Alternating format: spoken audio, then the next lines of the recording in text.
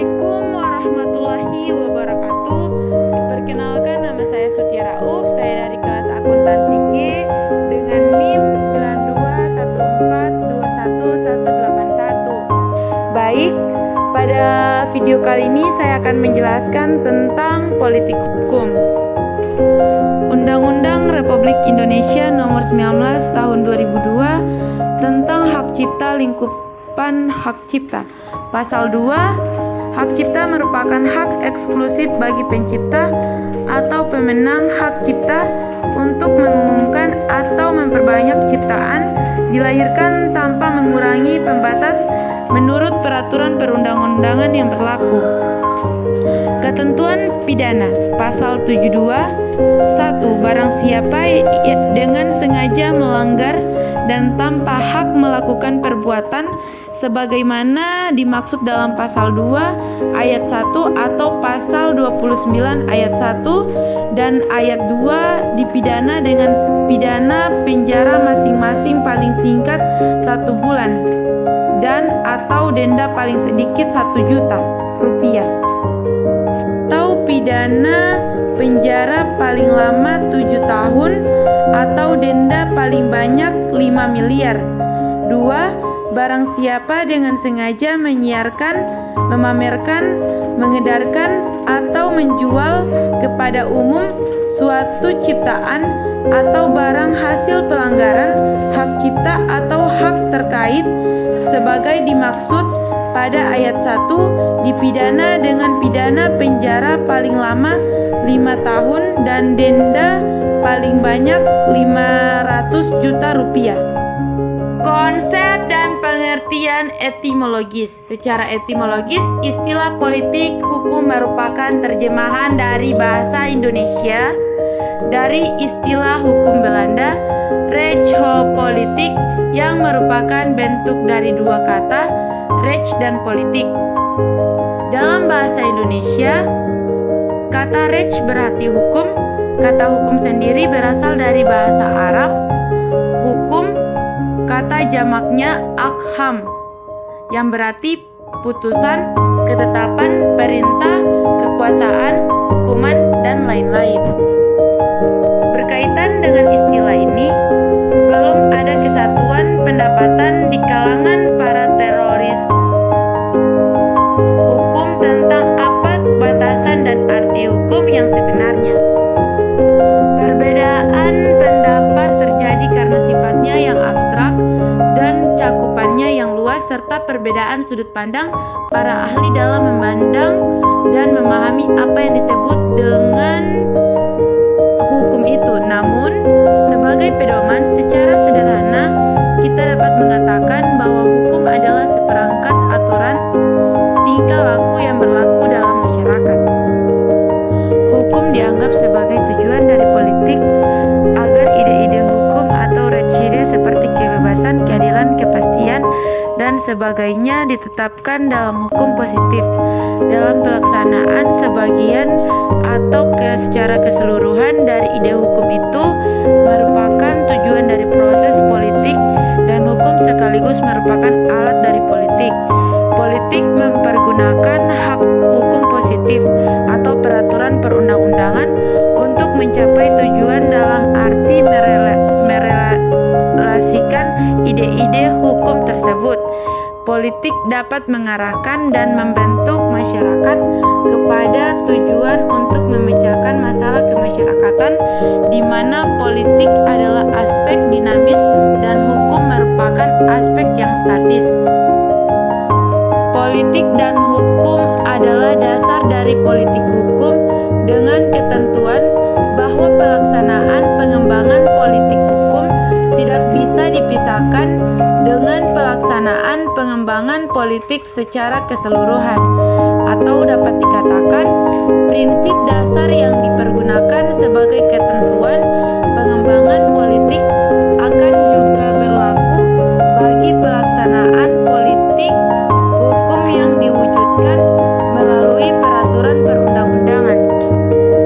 Patmo Wajo No 1986-160 mendefinisikan politik hukum sebagai kebijakan dasar yang menentukan arah, bentuk maupun isi dari hukum yang akan dibentuk.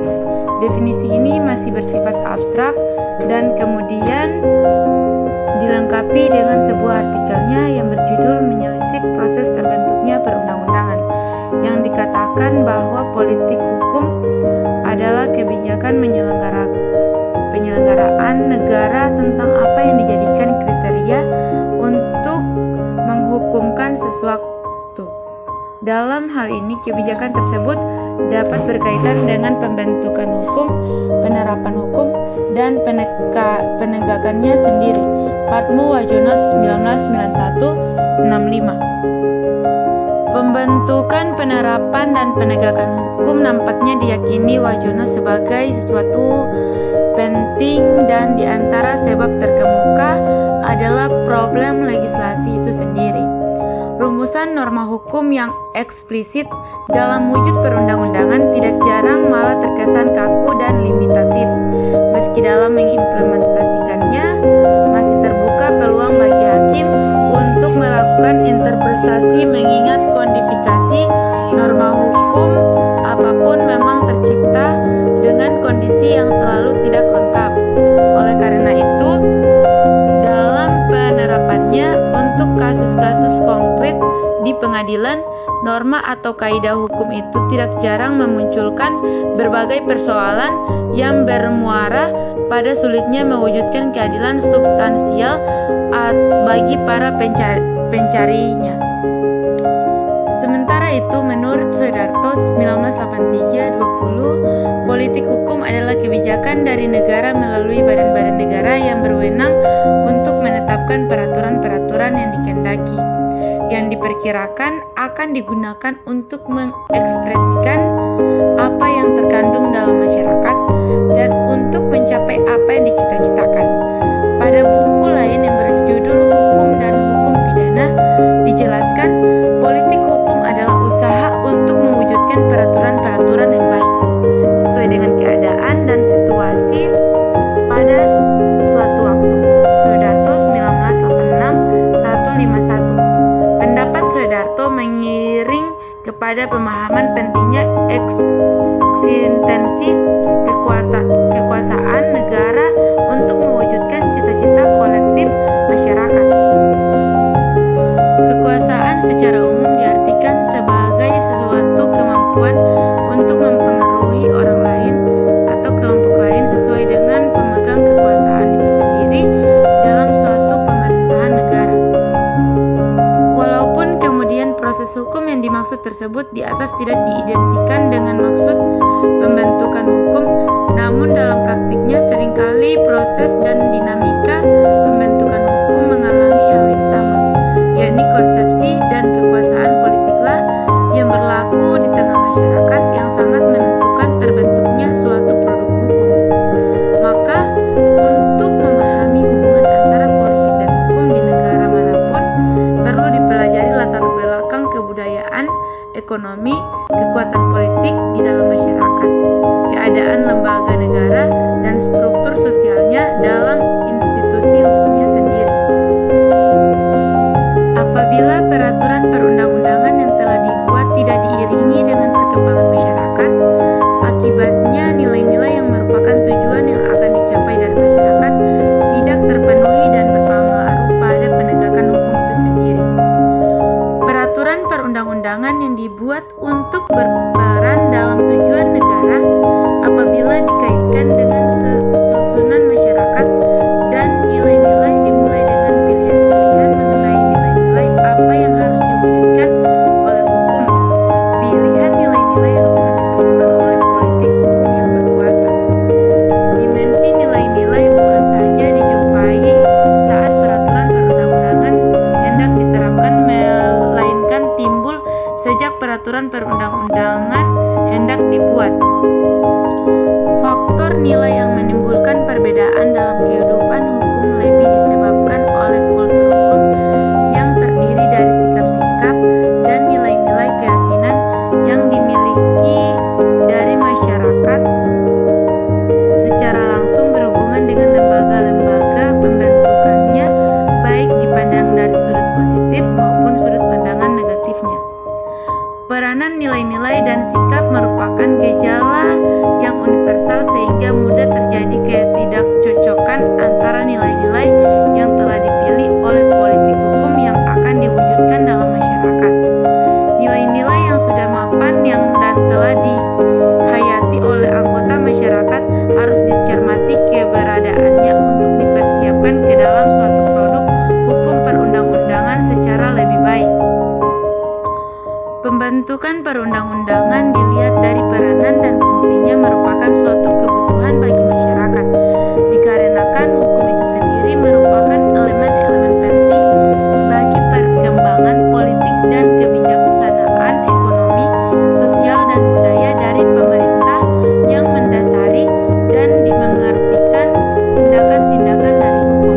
Ditinjau dari segi ilmu negara, John Locke 2003 menegaskan rakyat adalah pemegang kekuasaan kedaulatan tertinggi atau kedaulatan berada di tangan rakyat.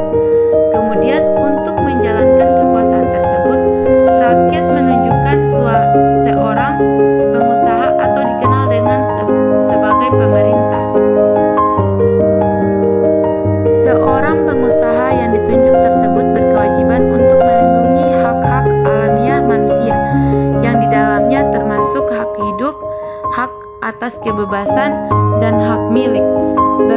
Bersandar pada teori perjanjian masyarakat itu pula, kemudian muncul konstitusi sebagai sebuah kontrak sosial sebagaimana dikembangkan oleh pemikir Prancis Jean-Jacques Rousseau 2005. Dikatakan oleh Rousseau, kedaulatan tertinggi adalah berada pada kehendakan umum dari masyarakat atau yang disebut dengan volt general yang kemudian menjelma melalui perundang-undangan atau konstitusi.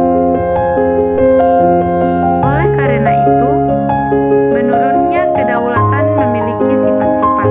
Yang pertama, kesatuan atau unit bersifat monetis. Yang kedua, bulat dan tak terbagi atau invisible. Yang ketiga, tidak dapat dialihkan atau inalienable. Dan yang keempat, tidak dapat berubah atau imprescriptible.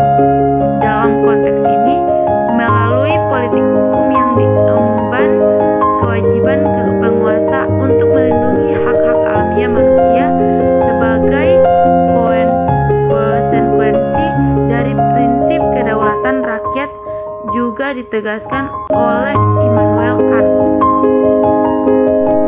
Dalam teorinya, Kant menekankan bahwa tujuan dari negara adalah untuk menegakkan hukum dan menjamin kebebasan warga negara. Kebebasan warga negara dibatasi dengan hukum, sedangkan hukum itu sendiri adalah cerminan dari kehendak rakyat. Berdasarkan bangunan teori yang dikemukakan oleh sejumlah pemikir di atas, bisa disimpulkan jika pembicara kewenangan pengusaha untuk menetapkan suatu aturan hukum yang di dalamnya dimungkinkan adanya tindakan pembatasan terhadap hak asasi manusia, sesungguhnya tidaklah bisa dipisahkan dari akar prinsip kedaulatan rakyat serta kewajiban negara untuk melindungi hak-hak asasi warganya. Penghadapan terhadap tradisi. Pasca proklamasi kemerdekaan, Indonesia memiliki dua tradisi hukum yang masing-masing terbuka untuk dipilih, yaitu sistem hukum kolonial dengan segala seluk-beluknya serta sistem hukum rakyat dengan segala keragamannya.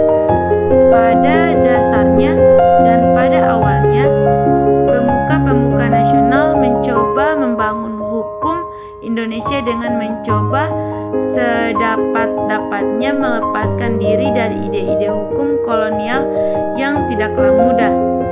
Ini adalah periode awal dengan keyakinan bahwa substansi hukum rakyat yang selama ini terjajah akan dapat diangkat dan dikembangkan secara penuh menjadi substansi hukum nasional. Tetapi kenyataannya berakhir dengan pengakuan bahwa proses Praksisnya ternyata tidak sesederhana model-model idealnya dalam doktrin. Menurut Daniel S. Leff, Indonesia merdeka, para advokat dan para cendekiawan menginginkan negara Indonesia bersistem hukum corak Eropa yang berlaku di masa kolonial. Hal itu terjadi karena berbagai kesulitan yang timbul karena keragaman hukum rakyat yang umumnya tidak terumus secara eksplisit, bahkan juga karena sistem pengelolaannya sebagai suatu tata hukum yang modern, melihat tata organisasi, proses-proses dan asas-asas doktrin pengendalian dan penegakannya serta pula profesionalisasi telah terlanjur tercipta sebagai warisan kolonial yang tidak mudah dirombak atau digantikan begitu saja dalam waktu singkat. Daniel S. Leff 1990. Pernyataan di atas tentu saja bukan alasan untuk pembenaran terhadap berlangsungnya keadaan serta proses pewarisan hukum kolonial di Indonesia. Walaupun faktanya memang terdapat faktor yang sulit dinafikan dan dalam kerangka membangun sistem hukum Indonesia yang benar-benar terlepas dari tradisi sistem hukum kolonial. Mengingat Indonesia adalah negara merdeka, jadi hukum yang berlaku mestinya tercermin dari nilai-nilai sosial budaya Indonesia itu sendiri. Soetanjo Widjosoerbroto 1990-13. Partisipasi pembentukan hukum. Menurut Yulianri, partisipasi masyarakat dapat diartikan bahwa pada pokoknya semua pihak baik dalam struktur kenegaraan maupun di luar struktur kenegaraan dan pemerintahan dapat memprakarsai gagasan pembentukan undang-undang, walaupun ditemukan bahwa inisiatif yang bersifat resmi harus datang dari Presiden, DPR, atau dari DPD.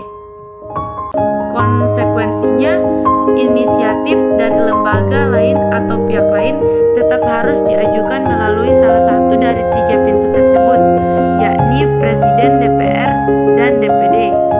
Yulianri 2009-185. Proses pembentukan peraturan perundang-undangan setidaknya di atas kertas tidak lagi semata-mata menjadi wilayah kekuasaan mutlak pemerintah dan parlemen. Partisipasi dapat diartikan sebagai keikutsertaan masyarakat baik secara individual maupun kelompok secara aktif dan penetapan kebijakan publik atau peraturan. Landasan dan tujuan politik hukum. Dari pengertian politik hukum menurut para ahli hukum di atas, maka dapat disimpulkan bahwa yang dimaksud dengan politik hukum adalah serangkaian konsep, asas kebijakan dasar, dan pernyataan kehendak penguasaan negara yang mengandung politik pembentukan hukum, politik penentuan hukum, dan politik penerapan serta penegakan hukum, menyangkut fungsi lembaga dan pembinaan para penegak hukum untuk menentukan arah, bentuk maupun isi hukum yang akan dibentuk, hukum yang berlaku di wilayahnya, dan mengenai arah perkembangan hukum yang dibangun serta untuk mencapai tujuan negara. Dasar pemikiran dari berbagai definisi didasarkan pada kenyataan bahwa negara mempunyai tujuan yang harus dicapai dan upaya untuk mencapai tujuan dilakukan dengan menggunakan hukum sebagai alat untuk pemberlakuan dan untuk penindakberlakuan hukum. Pemahaman politik hukum mencakup sebagai kebijakan resmi negara atau legal politik tentang hukum yang akan diberlakukan atau tidak berlakukan dan digunakan untuk mencari kebenaran dan memberi arti hukum. Digunakan untuk mencapai kebenaran atau memberi arti hukum, semua peraturan yang bertujuan untuk kesejahteraan merupakan resultan atau produk kesepakatan politik sesuai dengan situasi ekonomi dan sosial pada saat dibuat. Dengan Dengan demikian, sangat jelas bahwa politik hukum dibentuk dalam rangka mewujudkan tujuan cita-cita ideal negara Republik Indonesia.